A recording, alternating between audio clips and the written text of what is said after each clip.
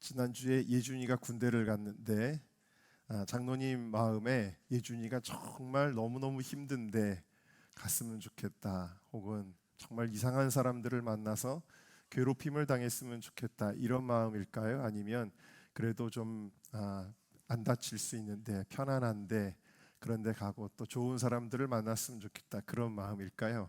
당연히 후자겠지요. 여러분, 부모 중에 자기 자식이 잘못되기를 바라는 부모가 있을까요? 우리 자식은 확 그냥 저주를 받아서 잘못됐으면 좋겠다, 이런 마음을 품는 부모는 아무도 없을 겁니다. 그렇죠? 네, 여러분의 자녀가 다 잘되고 복받기를 아마 여러분들도 원하실 것입니다. 야곱이라고 그렇지 않겠습니까? 야곱에게 물론 아들들이 많습니다. 12명이라고 하는 많은 아들들이 있지만 야곱에게는 12아들 모두가 다 잘되고 평탄하고 복을 받기를 원했을 것입니다. 자, 그럼에도 불구하고 여러분들이 지난 몇 달 동안에 이 야곱의 예언을 통해서 본 것은 야곱의 아들들 가운데 복받는 아들들도 있지만 저주를 받는 아들들도 있었다라는 것입니다. 왜 이럴 수밖에 없었는가? 또 어떤 아들은 복을 많이 받지만 어떤 아들은 그냥 그런 정도의 수준으로 복을 받는 것도 보게 되었습니다. 자, 자식을 축복하고 싶지 않은 아버지는 없을 텐데 왜 12아들 모두에게 복을 쏟아붓지를 못했을까? 그 이유가 바로 오늘 말씀에 한 단어에 달려 있는데요. 그것은 바로 분량대로라는 단어입니다. 우리 창세기 오늘 본문을 다시 한번 읽어보겠습니다. 시작. 이들은 이스라엘의 12지파라. 이와 같이 그들의 아버지가 그들에게 말하고 곧 그들 각 사람의 분량대로 축복하였더라. 이 분량대로라는 말은 케비르카토라고 쓰여 있는데요. 이 케비르카토라는 말은 복이라는 의미의 빼라카라는 단어와 뭐뭐에 따라서라는 케라는 단어의 합성어입니다. 그러니까 축복대로라는 뜻이에요. 그러니까 야곱이 아들들을 축복하는데 그들이 받은 축복대로 축복하였다. 각인의 축복에 따라 축복하였다. 그런 뜻을 가지고 있습니다. 그러니까 야곱이 축복하는 대로 복을 받는 게 아니라 야곱이 한 일은 뭐냐면 12아들이 각자 받을 몫의 축복의 분량이 있는데 그 분량에 따라서 선포한 것뿐이다라는 거예요. 이 야곱의 아들들을 향한 하나님의 뜻을 그냥 받아서 전달한 것뿐이지 야곱이 하나님 앞에 하나님, 우리 아들 이렇게 됐으면 좋겠습니다. 하나님, 유다가 왕이 됐으면 좋겠습니다. 요셉이 아주 물질의 축복을 많이 받고 두 지파의 복을 받았으면 좋겠습니다라고 자기가 원해서 그런 기도를 한 게 아니라는 거예요. 하나님이 각 사람에게 복을 이미 정하셨고 그 복을 이 야곱은 선포한 것뿐이다 라는 것입니다. 그래서 여기서 우리가 두 가지를 알 수 있는데, 첫 번째로는 축복은 우리가 원해서 나오는 게 아니라 이 축복이라는 것은 전적으로 하나님께 달려 있다라는 거예요. 자, 1번을 같이 읽어볼까요? 시작. 축복은 인간에게서 나는 것이 아니다. 전적으로 하나님이 정해서 주시는 것이다. 네, 복은 하나님이 정해서 주시는 거예요. 여러분이 얼마나 정말 높은 자리까지 올라가는지, 혹은 얼마나 부를 소유하는지, 여러분이 몇 살 살지까지도 누구에게 달려 있어요? 하나님의, 우리의 날수를 하나님이 아신다 그랬거든요. 자, 그래서 축복은 인간에게서 나오는 것이 아니라 전적으로 하나님이 정해주는 거구나. 야곱이 원하는 대로 된 게 아니라 하나님이 정하신 거구나 라는 걸 알 수가 있고요. 그래서 오늘 야곱의 이 예언적인 기도는요, 이 기도는 철저하게 자기의 뜻이 배제되어 있어요. 자기의 사적인 감정이 배제되어 있고 자기의 소원이나 욕심이 배제되어 있어요. 오직 무엇을 선포하냐면 하나님의 뜻을 선포하는 거예요. 여기서 우리가 기도의 본질을 알 수 있는데, 자, 한번 읽어볼까요? 시작. 기도는 나의 뜻을 구하는 것이 아니라 하나님의 뜻을 구하는 것이다 그랬어요. 그래서 야고보서 4장 3절에 기도할 때는 우리가 욕심으로 하는 게 아니라는 거예요. 하나님, 저 부자 되고 싶어요, 이런 기도는 하나님이 원하는 기도가 아니라는 거죠. 자, 그럼 어떻게 기도해야 되느냐? 요한일서 5장 14절입니다. 시작. 그를 향하여 우리의 가진 바 담대함이 이것이니 그의 뜻대로 무엇을 구하면 들으심이라. 그러니까 여러분이 100번을 기도해도 100번 다 기도 응답 받는 비결이 있어요. 그게 뭐죠? 하나님의 뜻대로 기도하면 하나님이 들으신다라는 거예요. 네. 마태복음 6장 33절. 그럼 하나님의 뜻은 무엇인가? 시작. 그런즉 너희는 먼저 그의 나라와 그의 의를 구하라. 그리하면 이 모든 것을, 여러분 모두가 먼저 하나님의 의를 구하는, 하나님의 나라를 구하는 저와 여러분 되기를 주의 이름으로 축원합니다. 자, 그래서 어쨌든 하나님이 이 모든 것들을 통하여 분량을 정하셨다라는 거예요. 각 사람에게 축복의 분량. 그러니까 여기 우리 은정교회 성도님들에게도 하나님이 각자에게 정하신 그 축복의 분량이 다 있다라는 거예요. 그럼 이 분량은 과연 무엇을 의미하느냐, 어떤 분량대로이냐를 두 가지를 오늘 좀 살펴보고자 하겠습니다. 자, 첫 번째로 함께 읽어볼까요? 시작. 나에게 알맞게 축복하십니다. 자, 분량대로라는 말은 하나님께서 축복해 주시는데요, 각 사람에게 맞게 축복해 주신다라는 거예요. 영어 성경에도 appropriate라는 단어가 쓰였는데 이 단어는 적절하게, 알맞게라는 거예요. 하나님이 여러분에게 알맞게 축복하시는 분임을 믿으십니까? 네. 성경에 보면은 달란트의 비유가 있는데 어떤 사람은 5달란트를 맡기고 어떤 사람은 2달란트를 맡기고 어떤 사람은 1달란트를 맡기잖아요. 그러면 하나님은 불공평하신 하나님이실까요? 왜 누구는 5개를 주는데 나는 하나밖에 안 줘? 우리는 늘 남하고 이렇게 비교하기를 좋아하잖아요. 왜 하나님 저 사람은 저렇게 복을 주셨는데 나한테는 이거 안 주세요라고 우리는 늘 비교하고, 그래서 원망하고 섭섭해하기도 하고 불평하잖아요. 여러분 직장 생활하면서도 그럴 때 있지 않습니까? 하나님 왜 직장 상사가 저 사람은 저렇게 대우해주고 나한테는 이렇게 하지? 우린 비교하기를 좋아하는데요. 여러분, 하나님은 우리에게 복을 주실 때 알맞게 주신다라는 거예요. 그 사람에게 맞게 주신다라는 거예요. 예를 들면 우리 교회 사역자들이 여러 명이 있습니다. 그런데 성격도 다르고 성향도 많이 다릅니다. 우리 최주원 전도사님, 또 김다은 간사님, 또 이하늘 간사님 다 성향이 너무 다르고 능력의 크기도 다르고 또 여러 가지 할 수 있는 것들이 다르고 다 다르거든요. 그러면 그 다른 사람에게는 다른 거에 맞게 사명이 주어지고 또 해야 하는 어떤 임무들이 달라지는 것이고 또 분량도 달라져요. 많이 할 수 있는 사람에게 많이 맡기는 것이고 적게 할 수 있는 사람에게 적게 맡기는 거예요. 그러니까 이 모든 것들이 다 하나님이 우리에게 알맞게 주시는데 이 12아들들에게도 마찬가지입니다. 칼 쓰기를 잘하는 사람 레위는 결국에는 나중에 칼을 써야 하는 제사장으로 하나님이 쓰시게 되지요. 또 아무도 나서지 않을 때도 솔선수범해서 탁 나서서 상황을 정리하고 사람들을 설득하고 아버지를 설득하고 또 그 당시 애굽의 총리였던 요셉을 설득하고 또 동생들을 설득하고 이런 일을 했던 유다는 어떤 사람이에요? 리더십이 있는 사람이잖아요. 리더십이 있는 유다가 왕권을 가진 지파가 된다는 것은 너무나도 당연한 것이죠. 기질에 대해서 하나님이 사용하신다. 기질을 어떤 하나님의 또한 목적으로 연결시켜서 사용하셔요. 그래서 스불론은 전도와 선교의 사명을, 이사갈은 교회 봉사의 사명을, 아셀은 물질로 섬기는 사명을, 납달리는 제자로 섬기는 사명을, 요셉은 백성을 구원하는 사명을, 또 베냐민은 아주 호전적이고 전투적인 사람들이었는데 이 사람들을 나중에 복음을 전투적으로 전하는 사람들, 영적 전쟁을 치르는 사람들로 하나님이 그 목적에 따라 또 사용하시는 것을 보게 되어지죠. 그래서 하나님이 다 알아서 주신다라는 거예요. 알아서 주신다. 여러분, 그래서 내 몫이 아닌 거를 자꾸 갈구한다면 그것은 나에게 주어질 때 복이 아니라 오히려 화가 될 수도 있어요. 그러니까 내가 물질의 축복을 받아서 안 좋을 것 같으면 하나님이 안 주시는 거예요. 내가 이 물질의 축복 때문에 오히려 교만해지거나 범죄하거나 하나님에게서 멀어질 것 같으면 안 주시는 것이 복이다라는 믿음을 우리가 가져야 된다라는 것입니다.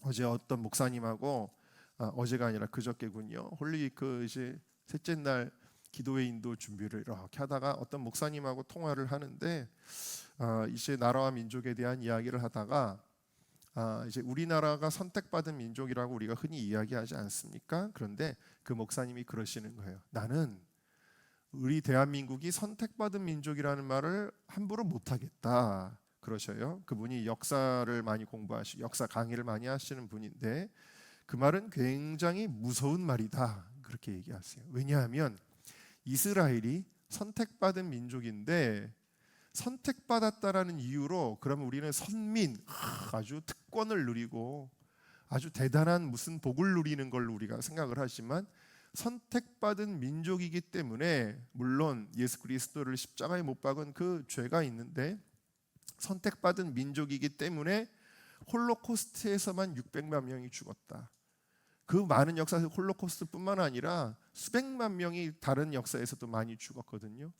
그런 처참한 고난의 역사가 왜 일어났느냐? 이스라엘은 하나님이 선택하셨기 때문이다. 그러니까 여러분, 하나님의 축복이라고 하는 것은 다른 측면에서 보면 굉장히 무서운 것이다라는 거잖아요. 저는 이제 그런 생각을 합니다. 우리 지난 홀리위크의 주제가 위정자들에게 복음이 대한민국의 하나님의 나라가였는데 그런 마음이 들 때가 있어요. 나도 위정자를 좀 키웠으면 좋겠다. 이런 생각을 할 때가 많이 있는데 그런데 한번 상상을 한번 해봤어요. 내가 누군가를 이제 정치인으로 키웠어요. 그래서 너는 이제 국회에 들어가면 이제 정말 너의 명예와 그런 것을 위해서 국회의원을 하는 게 아니라 정말 에스더처럼 모르드게처럼 하나님 나라의 뜻을 펼치는 사람이 되어라라고 아주 훈련을 시키면서 그렇게 국회의원으로 키웠다고 생각을 해보세요. 근데 당선이 됐어요. 당선이 돼가지고 국회에 들어갔습니다. 국회의원이 됐습니다. 근데 한번 상상을 해봤어요. 그 전에는 너 이렇게 신앙생활해서 되겠어? 너 이렇게 해야지. 더 기도해야 되겠어. 막 할 수 있더라도 막상 국회의원이 돼서 금배지를 딱 달고 나면 그 다음에 제가 전화해도 목사님 바쁩니다. 지금 나중에 연락드릴게요. 막 이러고 달라지지 않겠나? 이런 생각이 너무 자연스럽게 뭐 그런 일이 실제로 일어나지도 않았고 일어날 가능성도 많지 않지만 상상만 해봐도 그게 인간이라는 거잖아요. 인간이. 그게 생각이 되더라고요. 분명히 그럴 거야. 야, 지금은 네가 기독교를 위해서 이런 목소리를 내야지. 그러면 목사님 그 현실적으로 지금 어렵습니다. 이러고 넘어가지 않겠나. 사람이 변하지 않겠나 하는 그런 상상이 들더라고요. 여러분 이게 뭘 말씀드리는 거냐면 거꾸로 이것은 누구를 특정해서 생각한 게 아니라 그냥 보편적 인간이 그럴 거라는 생각을 하게 되니까 무슨 생각이 드냐면 축복은 무서운 거구나 라는 생각이 드는 거예요. 만약에 내가 정말 높은 사람이었다면 나는 계속 겸손할 수 있었을까? 내가 정말 큰 것을 소유한 사람이었다면 내가 과연 겸손할 수 있었을까? 하나님에게서 멀어지지 않을 수 있었을까? 타락하지 않을 수 있었을까? 내가 그것을 감당할 그릇이 됐을까? 베드로가 장담했다가 실패했잖아요. 여러분 장담할 수가 없는 거예요. 나도 모르게 변질되거나 그럴 수도 있겠죠. 그러니까 여러분 그 축복의 무게를 감당하는 사람보다요 그 축복의 무게를 감당하지 못하는 사람이 훨씬 더 많습니다. 그것은 그들에게 축복이 될 수가 없는 거잖아요. 예를 들면 사울은 왕이 됐습니다. 근데 그는 그 축복의 무게를 잘 감당하지 못했지요. 그래서 불순종했고 교만했고 자기 멋대로 행했고 결국엔 하나님께서 내가 사울을 버리겠다라고 표현하시는 사람이 돼서 그의 말로가 얼마나 비참했는지 모르죠. 여러분 믿음의 사람이었던 다윗도요 축복의 무게를 감당하지 못한 때가 있지 않았습니까? 그래서 그가 큰 연단을 받아야 했고요. 믿음의 사람이었던 히스기야도요 그 축복을 감당하지 못하고 교만해서 자기의 그 왕실의 그런 국고들을 다 그냥 공개해버리는 실수를 범하지도 않았습니까? 그러므로 여러분 왜 나는 저 자리에 있지 못하지? 나는 왜 저걸 소유하지 못했지? 라고 불평하는 것은 아주 어리석고도 잘못된 생각이다라는 거예요. 여러분 하나님은 나에게 알맞게 해주신다. 그러니까 지금 내게 주어진 그릇과 분량, 다시 말하면 하나님의 주권을 믿고 감사하시기를 주의 이름으로 축원합니다. 그리고 우리의 기도는 어떤 기도가 되어야 될까요? 잠언 30장에 나오는 아굴의 기도를 우리 한번 같이 읽어보겠습니다. 시작. 헛된 것과 거짓말을 내게서 멀리하옵시며 나로 가난하게도 마옵시고 부하게도 마옵시고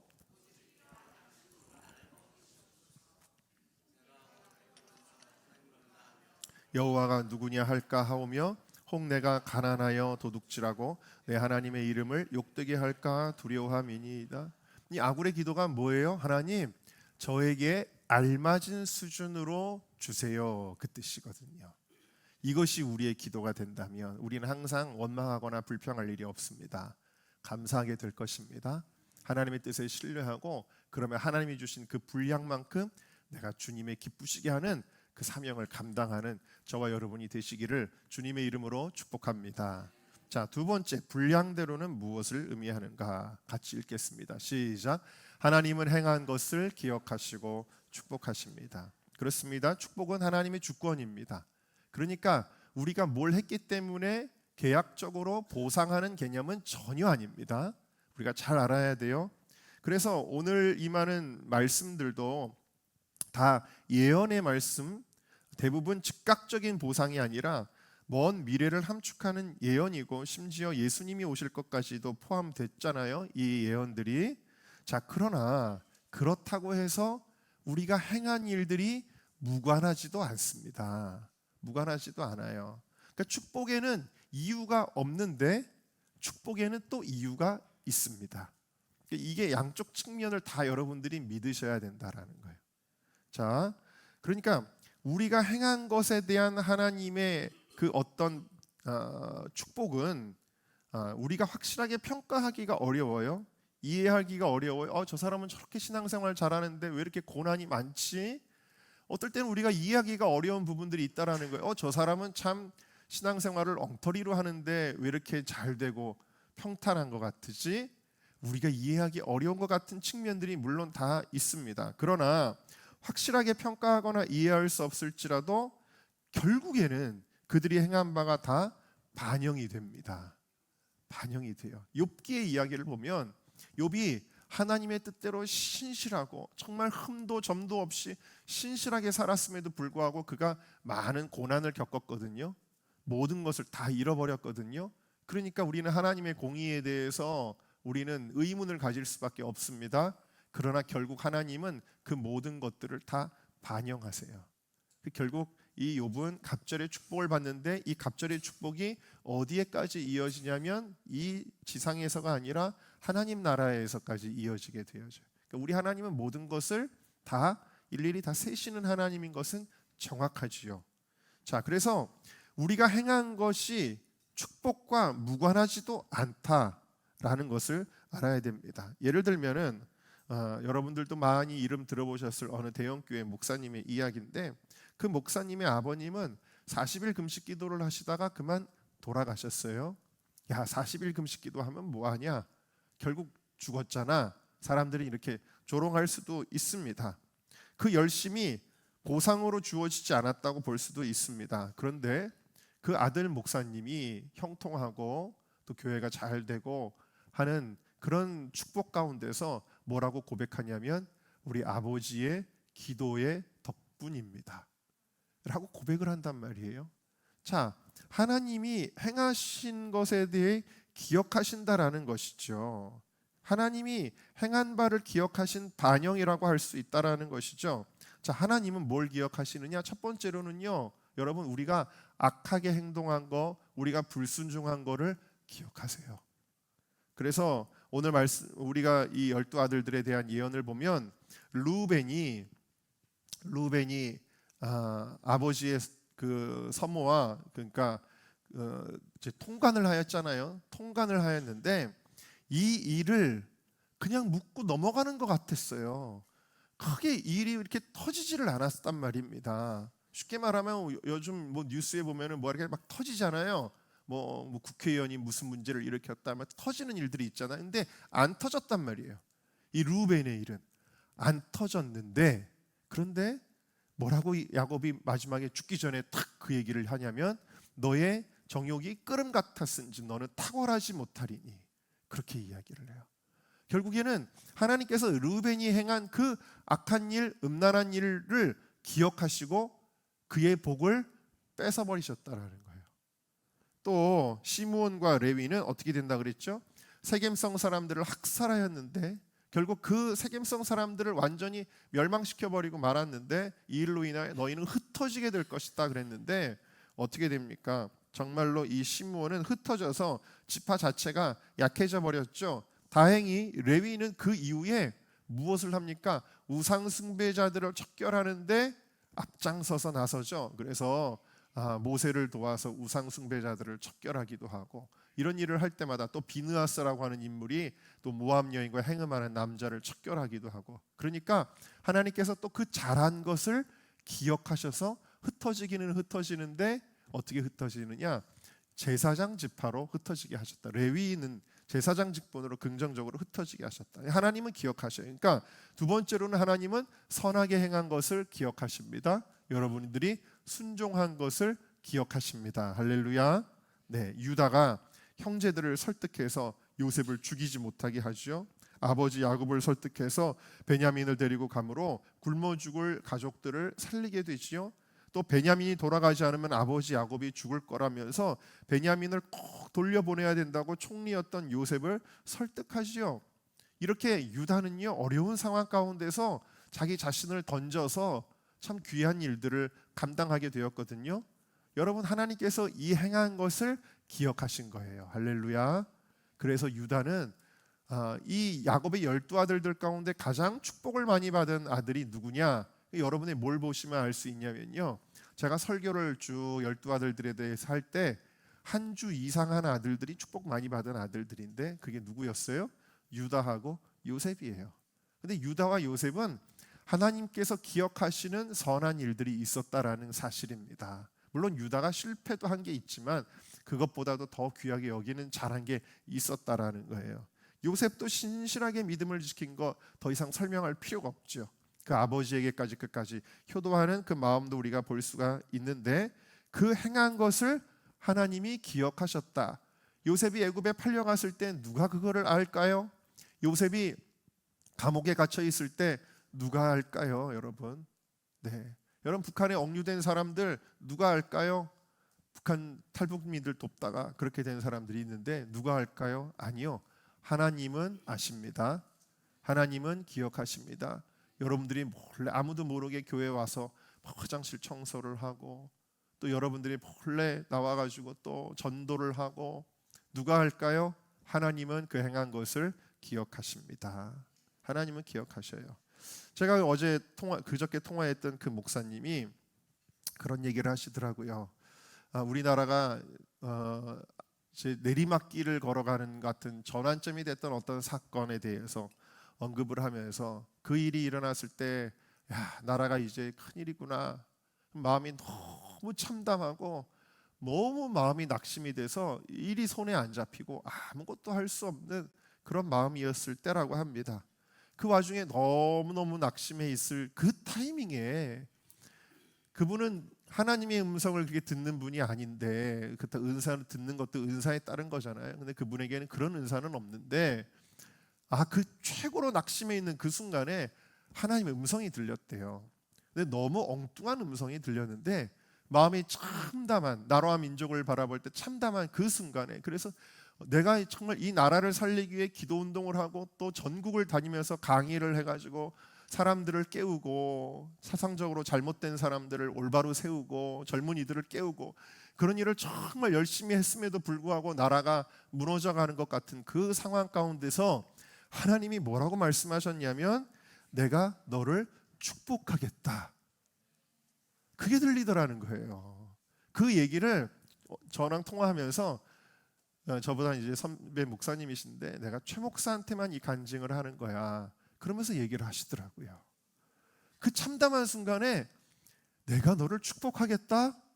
그러니까 내가 이렇게 나라와 민족을 위해서 애쓰고 헌신하고 눈물 흘리고 가는 전국을 다니면서 정말 땀을 흘리고 했던 것을 그게 소용이 없는 줄 알았는데 하나님도 모르시는 줄 알았는데 하나님께서 내가 그것을 기억한다라는 것이죠.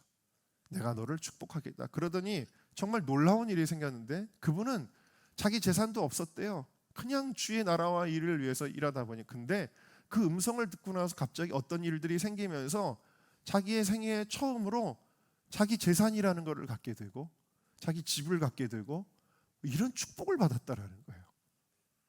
그분이 그 얘기를 저한테 하시는 것입니다. 여러분, 그분이 물질이 좋아서 간증하는 것이 아니라 하나님이 기억하시더라는 거예요. 하나님이 기억하시더라는 거예요.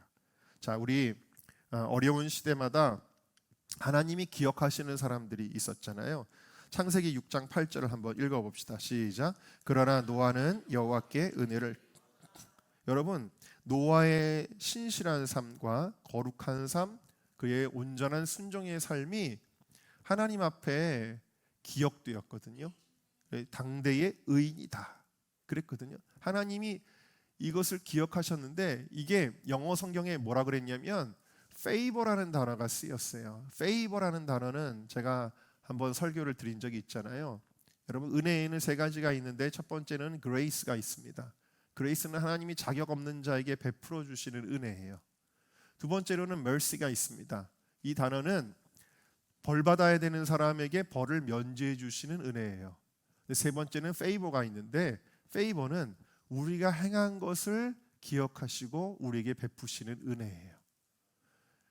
보상이 아니라 은혜입니다. 이것도 하나님 마음에 주고 싶으면 주고 말고 싶으면 마는 거거든요. 은혜예요. 근데 이 favor가 하나님의 눈앞에 있었다라는 거예요. 노아는.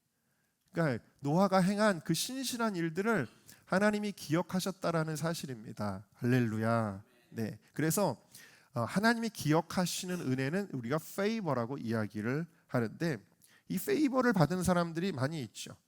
열왕기하 20장 3절에 보니까 히스기야의 기도가 나오는데 뭐라고 기도해요? 하나님, 제가 정말 그 기득권 세력들, 우상 숭배자들이 기득권이거든요. 이 우상 숭배자들을 과 대항한다는 게 굉장히 어려운 일이에요. 정치인이 정치의 자리에 들어가면은 기독교적인 목소리 내는 게 쉽지 않은 일이거든요. 근데 이 히스기야가 그 영적 전투를 다 뚫고 돌파해요.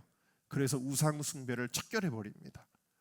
이 놀라운 일을 행한 것을 하나님 기억해 달라는 거예요. 내가 하나님 보시기에 하나님 눈앞에 페이버가 있는 것을 하나님 아시잖아요. 그러면서 눈물로 기도했더니 하나님이 이 기도를 안 들어주실 수가 없죠. 그래서 그에게 15년의 시간을 연장시켜 주시고 아수르로부터 나라를 구해 주시지 않습니까? 네. 또 고넬료의 그 숨은 기도와 구제를 하나님께서 기억하셨다. 네 기도와 구제가 하나님 앞에 상달되어 기억하신 바가 되었으니 그랬어요. 그래서 이 고넬료의 가정은 어떤 축복을 받았냐면 이방인 최초로 성령님이 임하시는 가정이 되었다라는 거예요. 또 누가복음 7장에 보니까 어떤 이방인 백부장이 어려운 일을 겪었죠. 근데 그 종이 이제 병들어 죽게 됐는데 이 이스라엘의 장로들이 뭐라고 이야기하냐면 예수님 그가 우리 민족을 사랑하고 우리를 위하여 회당을 지어줬습니다. 그러는 거예요. 여러분, 때로는 예수님 안 믿는 사람이 우리 교회 도와주는 분들이 있거든요.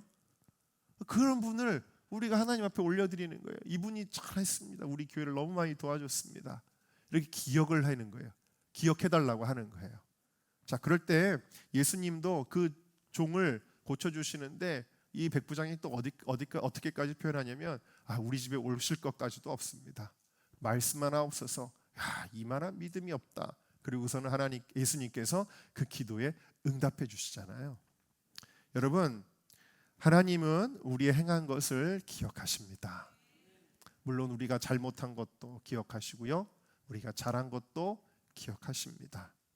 홀리위크를 이제 16년째 지난주에 마무리를 했는데요.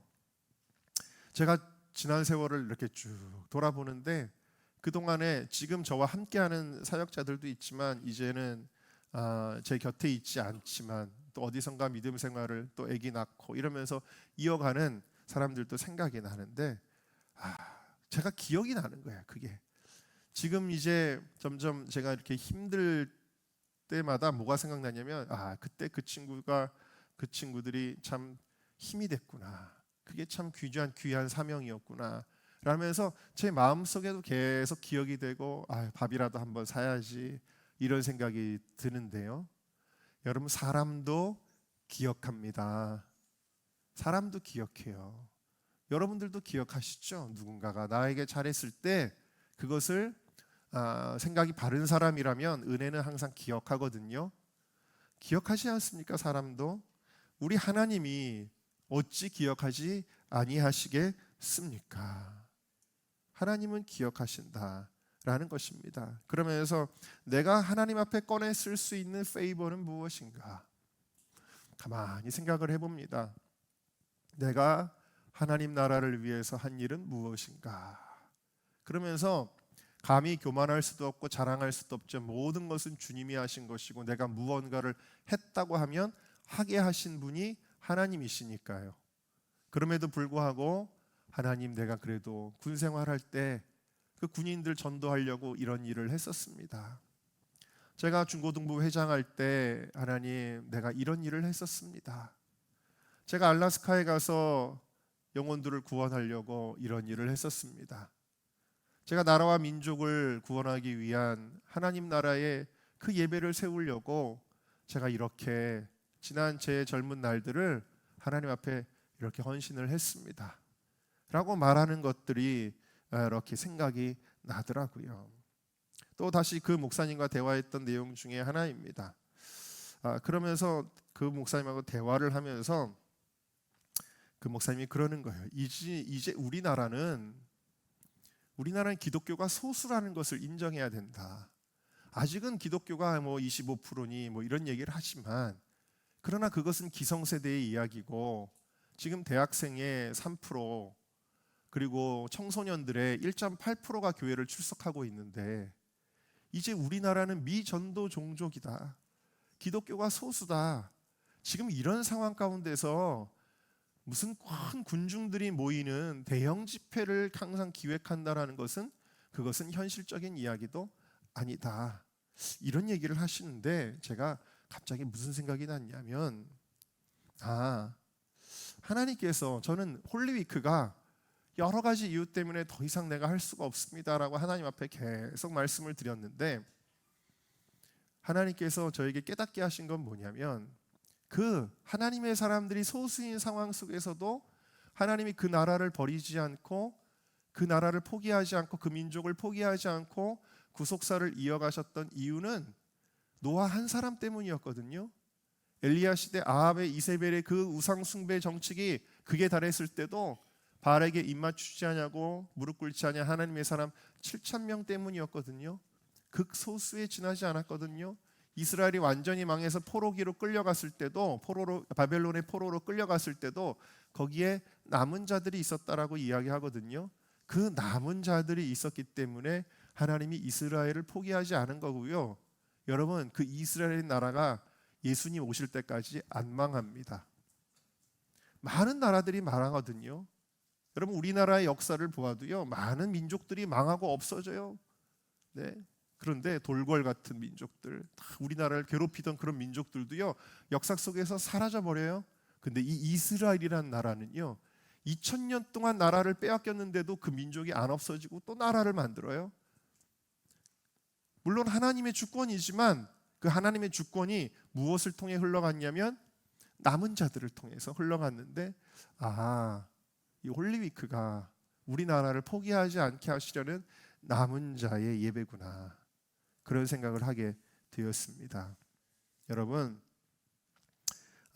얼마 전에도 정치하시는 분이, 크리스천 정치하시는 분을 만나서 깊은 대화를 나눴는데 일반 성도들이 생각하는 것보다 훨씬 더 우리의 생각보다 악하고 교활하고 지독하고 거대한 집단이 이 나라를 휘두르고 있는데, 망해도 진작에 망했어야 되는데 마치 이스라엘이 망하지 않고 버티는 것처럼 이 대한민국이 그래도 지금까지도 이 자유민주주의 체제를 아직 놓지 않고 버티고 있는 이유를 우리가 설명할 수가 없죠. 사회과학적으로는 설명이 안 되지만, 그러나 유일하게 그 이유를 설명할 수 있는 것이 있다면 그것은 바로 남은 자들의 기도라는 사실입니다.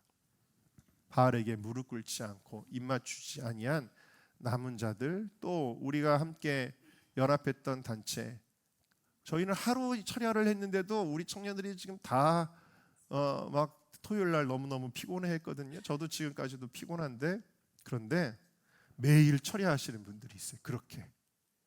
그분들이 누구예요?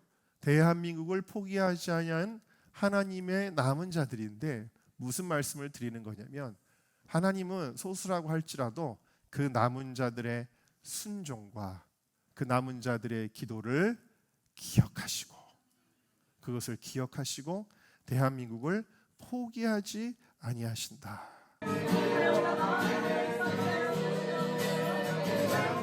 청년들이 준비 기도하는 모습, 다음 영상 보여주세요. 이거는 우리 교회 원팅 예배, 우리 홀리그 기간 중에 이제 앰프가 다 뛰어갔기 때문에 송출은 안 했지만, 원팅 예배 우리 매일 기도할 때 누가 몇 명이나 있습니까? 한두 명이 와서 예배드리잖아요. 자, 다음 화면, 우리 홀리그 지난 주간에 있었던 예배의 장면입니다. 그냥 사진들만 보여주세요. 네.